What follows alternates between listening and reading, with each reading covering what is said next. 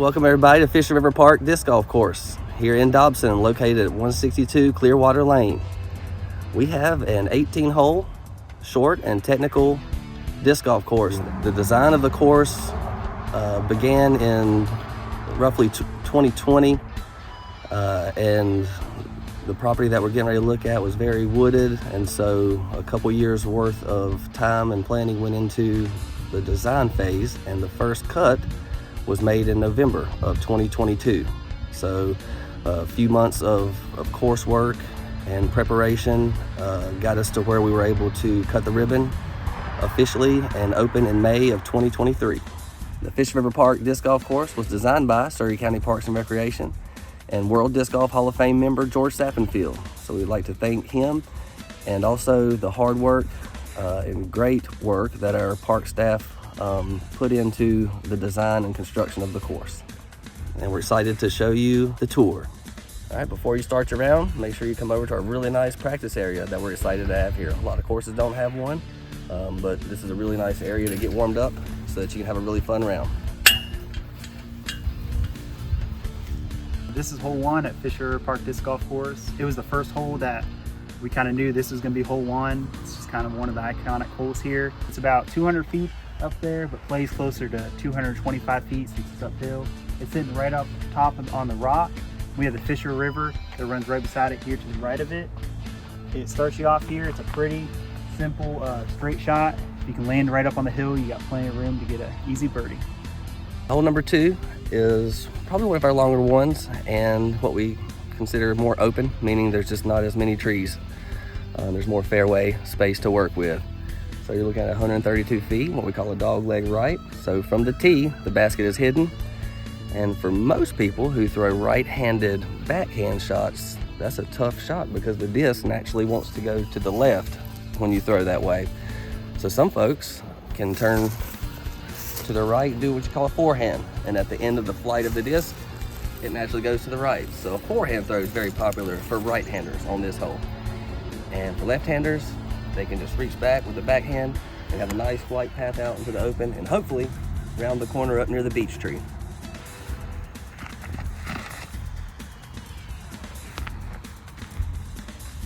So we're here on the mid of fairway of hole two, and again, this shot needed to go on a right-hand bend. And this beech tree here, you can see it's really got a unique feature, and so we've kind of looked for those unique natural features and tried to build the course around it. Easy three. This is hole three. It plays it's 207 feet uphill, but plays closer to probably 225, 230. It's up to the left, past those triple trees. We wanted to highlight those when we were designing this hole. So when you're tossing this, you want to throw an overstable disc or on a hyzer to get it to go straight to the right of the triple trees and then naturally fade back to the left.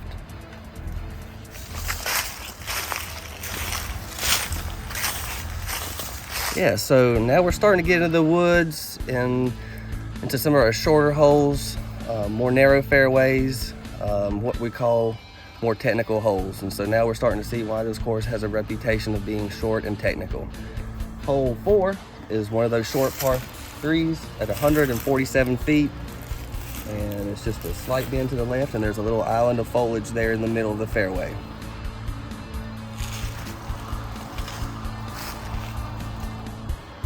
All right, this is hole five. It's one of the longer ones. It's 222 in length. It's going to be a dog leg to the right. Most of your right-hand players are going to throw a forehand shot, hopefully to get all the way about where till it breaks and then let it fade down to the right or skip down towards the hole where it goes down, starts going downhill about 20 feet.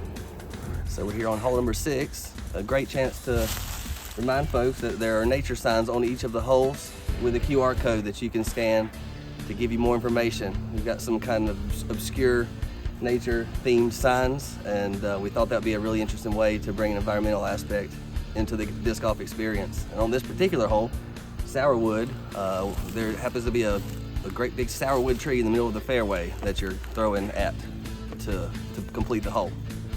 Hole number six, another one of our signature holes, is one of the holes we consider a top of the world shot. It has the most elevation change of any of our holes out here on the course.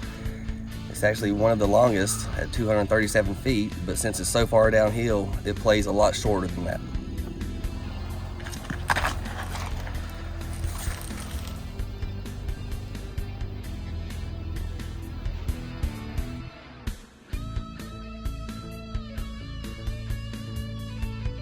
So immediately following hole 6, we had to have a way to keep the course going.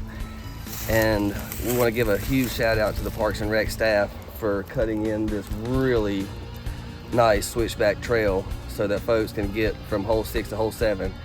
If we weren't able to do that, then the course would look nothing like it does today.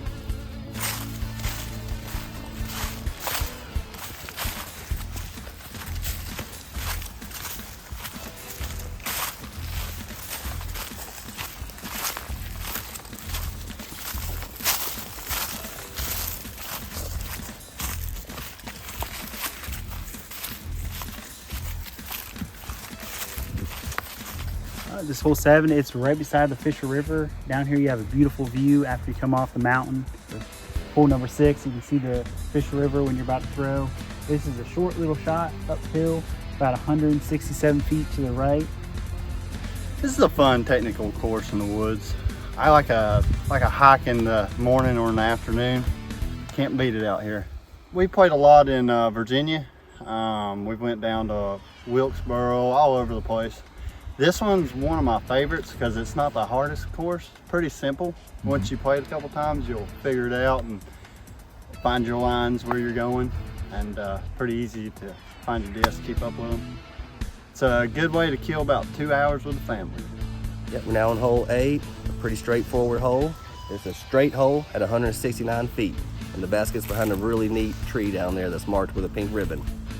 And in the middle of the fairway on hole 8, we have a mando, which basically stands for mandatory. So it's mandatory to go left of this tree so that we don't have any safety concerns with interference on the following hole. This is hole 9. It's 175 feet, but plays uphill, so it's gonna be a little bit longer.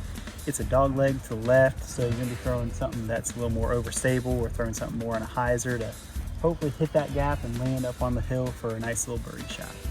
We're now on hole 10, which is one of the longest holes in the course at 235 feet, plus it's uphill slightly, so it plays even longer than that.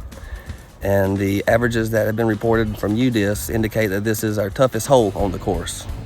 And part of that being the fairway is kind of narrow, and the length that we just talked about, as well as it's very straight. So normally your disc will want to fade off to the left or to the right. This requires a long and straight shot. This is hole 11.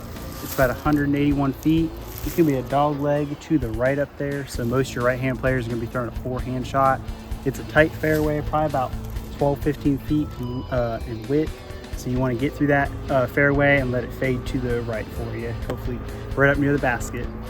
All right, here on hole 12, 178 feet, another fairly straight shot and another fairly technical shot. You'll notice a lot of smaller trees guarding the basket location. This hole, along with several other holes out here, is one that we plan for a future alternate basket location also. This is hole 13, plays around 195, 205 feet, and it's downhill. It's one of the later holes that we were able to come up with. Since it's right up near the property line, it took us a little while to figure out how we wanted to design this hole. But once we got it figured out, it's one of our favorites now. It's more of a difficult hole because you have a lot of trees that are guarding the fairway and guarding the basket location. So when you're tossing this one, you have to be very accurate. It's a very technical, shorter hole. Yeah, hole 14 is a short, really fun hole at 181 feet. Standing right now in the gap that you really need to hit. The tee box is open out there, so not much to hit. This is the important gap. Try to make it through, to get over the rocks into another open spot before you finish the hole out. Another unique feature to this hole compared to most of the rest of the course is the wind probably comes into play more here than on any other hole due to the fact that the tee area out there is exposed and on top of the hill. This is hole 15, plays about 184 feet. It's a double fairway, so you can either play a forehand shot to the left or you can go backhand to the right. Both routes will get you there, whichever you're more comfortable with.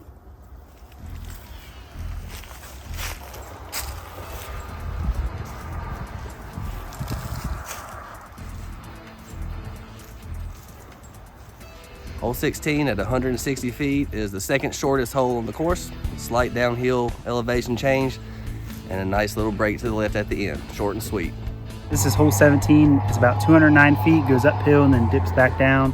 It has a double fairway, but it's primarily going to be playing to the right gap.